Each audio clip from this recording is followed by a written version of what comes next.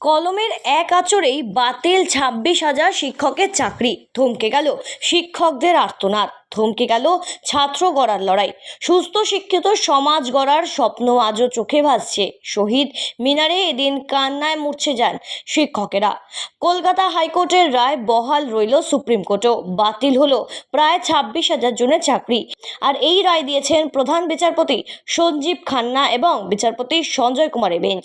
গত বছর এপ্রিল মাসে এসএসসি নিয়োগ দুর্নীতি মামলায় 2016 সালে নিয়োগ প্রক্রিয়া বাতিল করার নির্দেশ দিয়েছিল কলকাতা হাইকোর্ট।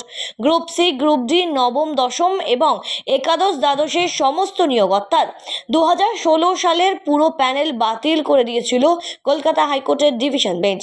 চাকরি হারায় 25,753 জন শিক্ষক এবং শিক্ষাকর্মী। আর সেই রায় বহাল রইল এবার সুপ্রিম কোর্টেও। এদিন প্রধান বিচারপতি সঞ্জীব খান্নার পর্যবেক্ষণ এবং নিয়োগে ব্যাপক দুর্নীতি হয়েছে। যোগ্য অযোগ্যদের বাছাই করা সম্ভব নয়। যারা দোষী নন তারা নতুন করে চাকরির জন্য আবেদন করতে পারবেন বলেও জানিয়েছেন সর্বোচ্চ আদালত। সুপ্রিম কোর্টের রায় অনুযায়ী যারা অবৈধভাবে চাকরি পেয়েছেন এবং দোষী চিহ্নিত হয়েছেন তাদের বেতন ফেরত দিতে হবে। আর এই মামলার তদন্ত চালিয়ে যাবেন বলেও জানিয়েছে সিবিআই। যারা আগে অন্য সরকারি চাকরি পেয়েছিলেন এবং তা ছেড়ে এসএসসি চাকরিতে যোগ দিয়েছিলেন তারা পুরনো দপ্তরে ফিরে যেতে পারবেন। 3 মাসের মধ্যে তাদের স্থানান্তরের আবেদন করতে হবে। আর এই প্রসঙ্গেই সাথে সাথে রায় ঘোষণা হতে না হতেই একেবারে ফেসবুকে সোশ্যাল মিডিয়ায় পোস্ট করলেন কৌস্তব বাগচি। #চোর মমতা লিখে তিনি লিখলেন 4 লাইনের একটি কবিতা।